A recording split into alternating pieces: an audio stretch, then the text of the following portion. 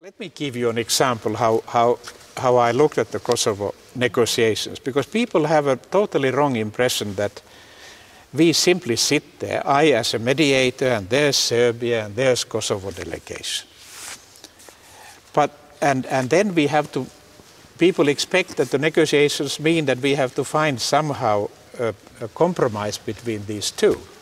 But situation very often in the negotiations is that, let's take an example, that Serbia is like a thief who has stolen the wallet from Kosovo. And if I'm a mediator, I'm not advising them that could the Serbian thief actually decide himself how much money he wants to give to the fellow whose wallet he stole. He has to give the whole damn wallet to you and then most probably go to jail for what he did.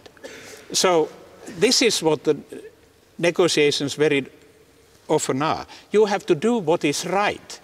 Things went so much overboard that the only solution was left. And everyone, Belgrade, Pristina, Kosovo Serbs knew from the first quarter of 2006, when the 5 members of the contact group, all the Western members, told these two and the Kosovo Serbs the following. Private messages, there were 8 of them. I'm not going to bother you and the audience for reading them all, but I read the first one.